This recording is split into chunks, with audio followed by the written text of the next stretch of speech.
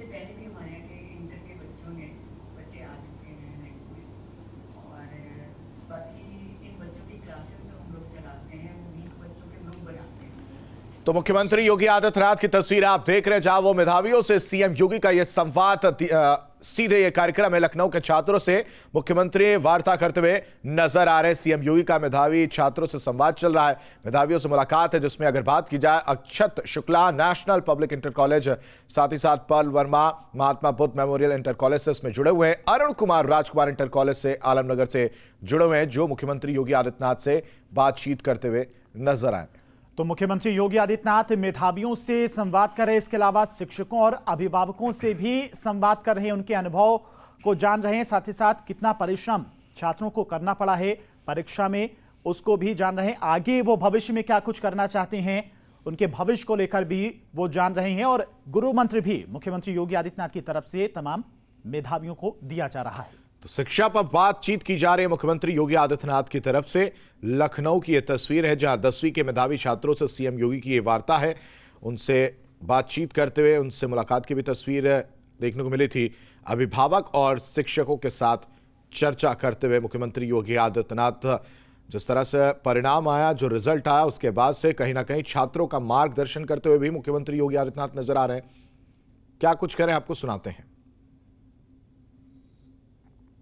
इन बच्चों को कभी लाइब्रेरी जाने के लिए भी बोलते हैं आप लोग? हाँ जी, smart class library, computer room, even जो कंप्यूटर रूम हमारे छोटे बच्चे भी हैं उन्हें भी हम जरूर ले जाते हैं, कुछ चीजें उनको भी शुरू से देते हैं। हर बच्चे को कंप्यूटर रूम में और लैब में जाना। विद्यालय में आप लोगों ने पुरातन छात्र परिषद का गठन नहीं किया है। आपके विद्यालयों में बहुत सारे विद्यालय ऐसे होंगे जो पुराने होंगे, तो उसमें अगर पुराने छात्रों की भी एक सूची बना करके उन लोगों को, सभी छात्रों को समय समय पर साल में कम से कम 2 बार 4 बार अगर आप बुलाएंगे तो बुलाते हैं। कुछ बच्चे जैसे हमारे घर से दूर हो जाते हैं, आउट ऑफ सिटी, और आउट ऑफ सिटी होंगे तो किसी एक अवसर पर पर्व त्योहार के समय देखिए वह उनका जो है अनुभव इन बच्चों को जब बताएंगे, क्योंकि उसमें से बहुत सारे बच्चे ऐसे होंगे जो अलग अलग फील्ड में निकले होंगे, कोई प्रशासनिक सेवा में आए होंगे, कोई व्यवसाय में गए होंगे, कोई एग्रीकल्चर के फील्ड में काम कर रहा होगा, कोई जीवन के किसी अन्य फील्ड में काम कर रहा होगा। उनको बुलाएंगे और बच्चों को काउंसलिंग करेंगे, बताएंगे, या आपके यहाँ कभी कोई सांस्कृतिक कार्यक्रम हो रहा होगा उसके बारे में वे लोग भी अगर अपने अनुभव के बारे में बताएंगे तो उसका काफ़ी लाभ होगा बच्चों को। इसमें अभिभावक सभी लोग आए हैं सभी लोग आए हैं, एक एक करके आप बता पाएंगे? पहले यहीं से शुरू हो जाए, यहीं से हैं आप? अच्छा, कोई बात नहीं, वैसे माइक है, बैठ करके आप ही मतलब वैसे बोल दीजिए। आपका नाम क्या? श्रीमती विजय लक्ष्मी है? अंजना वर्मा आपके नाम? आप इनकी माता जी हैं पर्ल वर्मा के? ठीक है। और आगे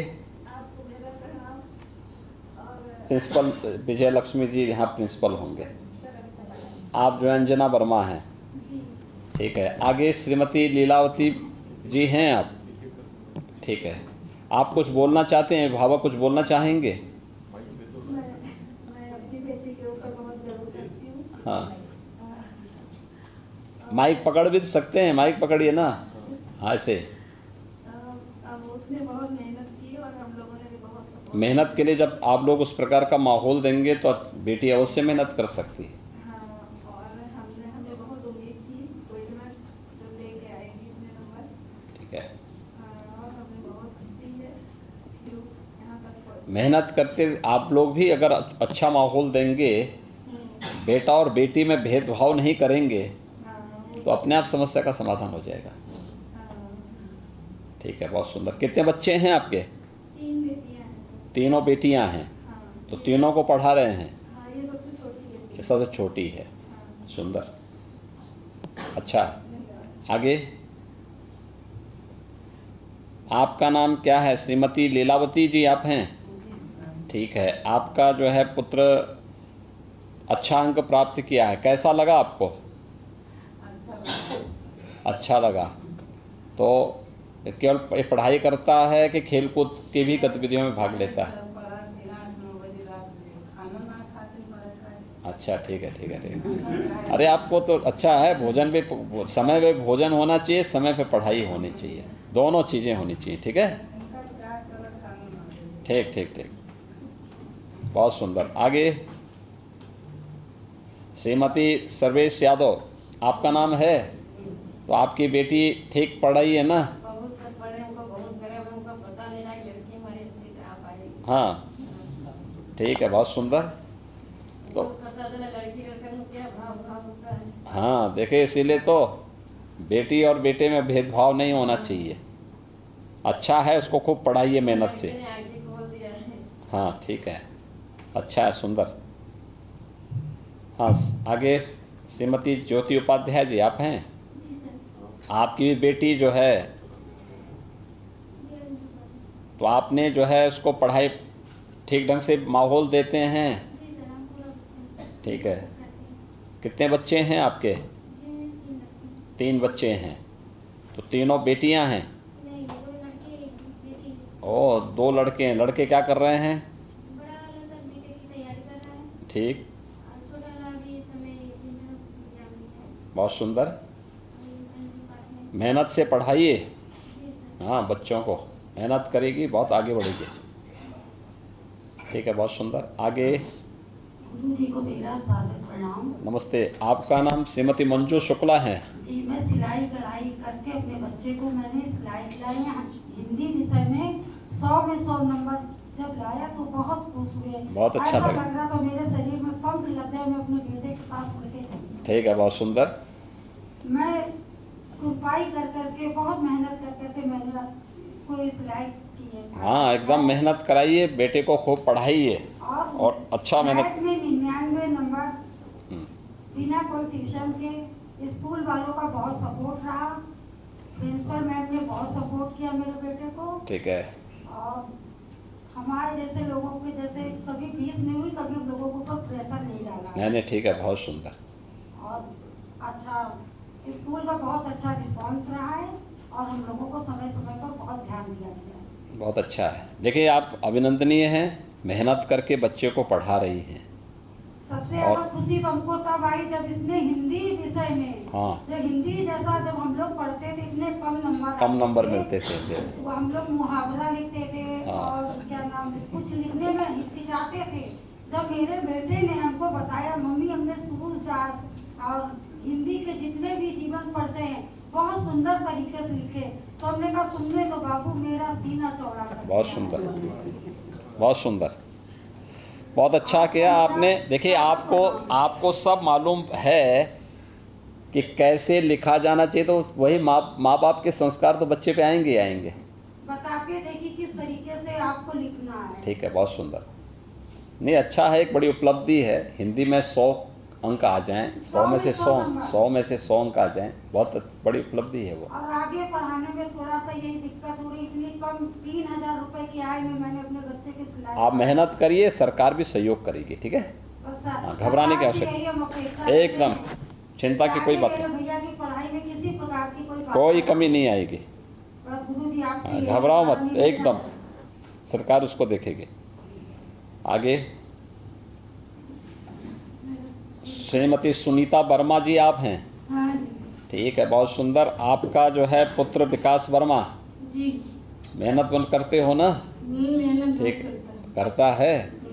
ठीक है, घर में परेशान तो नहीं करता? नहीं नहीं, कोई परेशानी नहीं है। ठीक है, बहुत सुंदर।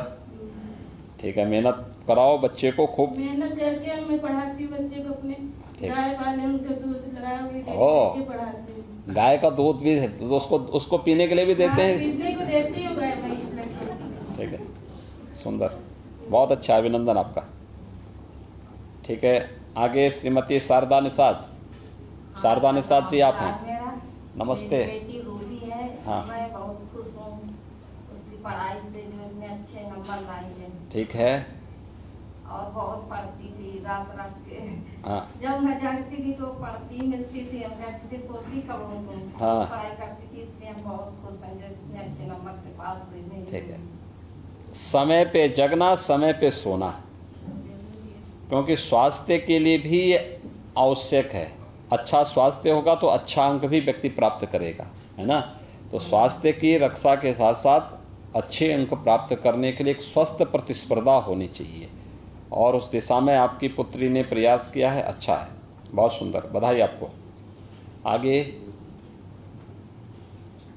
श्रीमती भावना सिंह जी आप हैं। जी सर, आपको सादर प्रणाम। नमस्ते।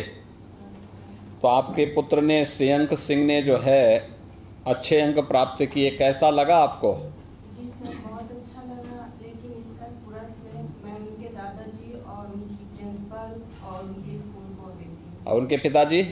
सर माता पिता तो हैं, लेकिन अच्छा। पूरा सबसे ज्यादा श्रेय उनके दादाजी को। जब इनके दादा ने ज़्यादा मेहनत की। सर इनके दादा ने छोटे से इनके ऊपर बहुत ध्यान दिया सर। ठीक है, चलिए, आपने यहाँ पे काफ़ी लोगों को इसके लिए प्रेरित कर दिया। इसमें ज़्यादातर लोग ऐसे होंगे जो इस समय दादा बन रहे हो। नहीं सर, वो उनके दादा ही है जो आज इनको इस मुकाम पे पहुँचाए हैं। बहुत ठीक है। ज़्यादा मेहनत की है सर। ठीक है, तो उनकी सेवा आप लोग करते हैं कि नहीं करते हैं? करते हैं सर, हम लोगों से ज़्यादा हमारा बच्चा खुद करता है सर उनकी सेवा। नहीं, उसको तो आप उसको पढ़ाई करने दीजिए, आप लोगों को करना नहीं, चाहिए। हम लोग तो करते हैं सर। नहीं तो जैसे कोई बुजुर्ग होता है, लोग उनको भेज देते हैं वृद्धाश्रम में या घर से बाहर कर देते हैं। हमारी पूरी ज्वाइंट फैमिली है, जेठ, सास, ससुर और बड़े जेठ हैं, जेठानी है, उनके बच्चे हैं, पूरी फैमिली ज्वाइंट फैमिली है सर। ठीक है, बहुत सुंदर। पति क्या करते हैं आपके? कुछ नहीं सर, किसान है। किसान हैं। यहाँ किसान सब लोग हैं, रिटायरमेंट, ससुर सिर्फ रिटायरमेंट, वो जो कानूनगो थे रिटायर हुए हैं। ठीक है, बहुत सुंदर। मैं खूब मेहनत से पढ़ाओ, ठीक है ना, जी सर। खूब मेहनत से पढ़ाइए, रास्ता अपने आप निकलेगा। बधाई आप लोगों को बहुत बस बहुत। सर आप लोगों की आशीर्वाद है और एकदम आशीर्वाद आप लोग दीजिए ना बच्चे को, सरकार तो साथ में है, ठीक है, जी सर। बहुत सुंदर। आगे श्रीमती गीता देवी। माननीय मुख्यमंत्री जी को मेरा प्रणाम है। हाँ नमस्ते।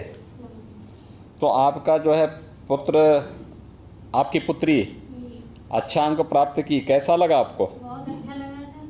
अच्छा, परिवार में आप लोग पूरा उनको समय देते हैं ना पढ़ाई करने के लिए? जी समय देते हैं। हाँ ठीक है, बहुत सुंदर। बाकी आपको कुछ बात बोलनी हो?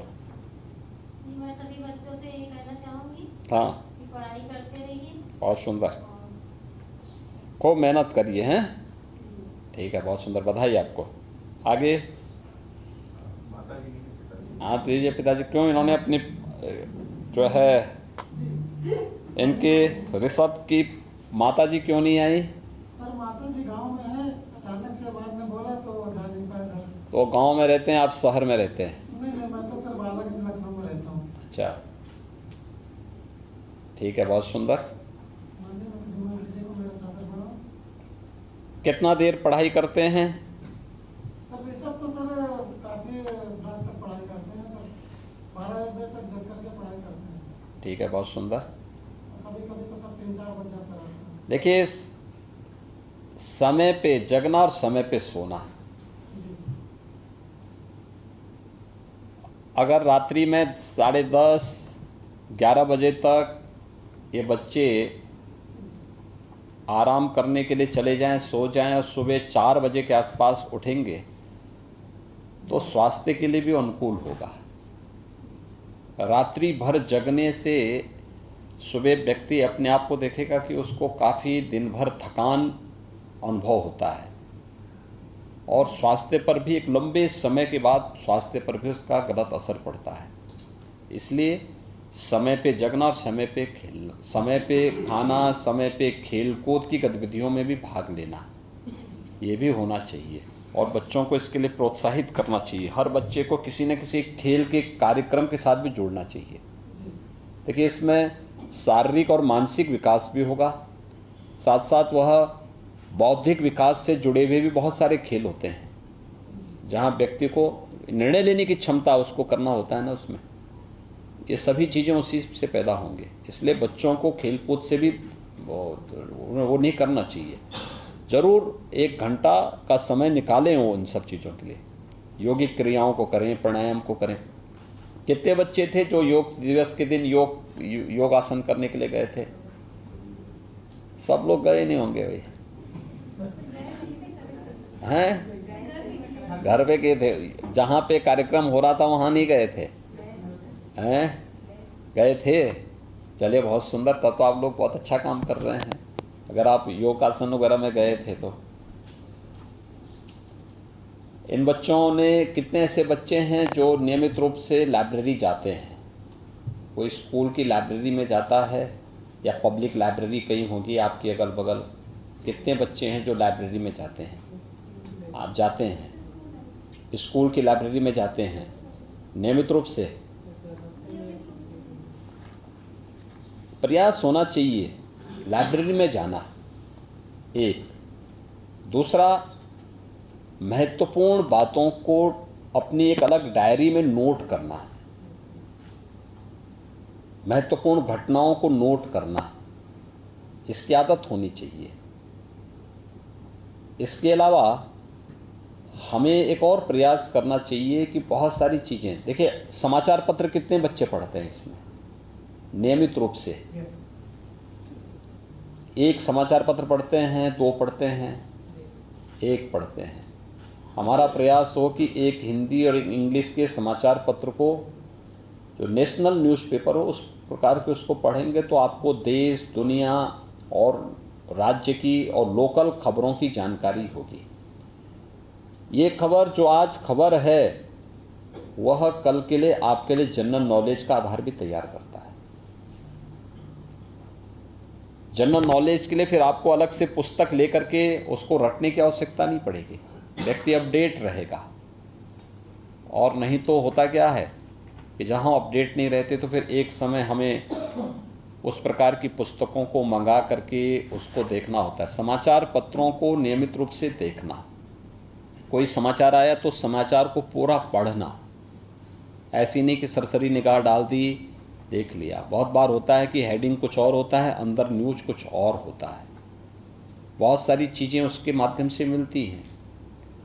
दूसरा, समाचार पत्र का बीच का एक पेज होता है जो संपादकीय पृष्ठ होता है, एडिटोरियल पेज होता है। इसमें समाज के अलग अलग तबके से जुड़े हुए विद्वानों के, उन समाचार पत्र के संपादक के, या फिर कहीं पे शिक्षाविद का, कहीं किसी उद्योगपति का, कहीं पे किसी राजनेता का, कहीं पे किसी अन्य उसका आलेख आते हैं, उनके आर्टिकल आते हैं और उसमें बहुत रोचक होते हैं, बहुत प्रभावी होते हैं। किसी भी कंपटीशन की तैयारी करने के लिए वे बहुत मजबूत आधार तैयार कर सकते हैं। उसमें शिक्षा से जुड़े हुए मुद्दों पे चर्चा होती है, बहुत बार रोजगार के मुद्दे पे चर्चा होती है, बहुत बार सरकार की किसी एक नीति को लेकर के कोई कार्यक्रम होता है, उन कार्यक्रमों को लेकर के उन पर भी चर्चा होती है। हमें उसको भी नियमित रूप से देखने का प्रयास करना चाहिए। और महत्वपूर्ण, अगर समाचार पत्र आपके घर में आता है तो स्वाभाविक रूप से हम समाचार पत्र को पढ़ते हैं, पढ़ने के बाद शाम तक रखते हैं, अगले दिन वो कूड़ेदान में चला जाता है।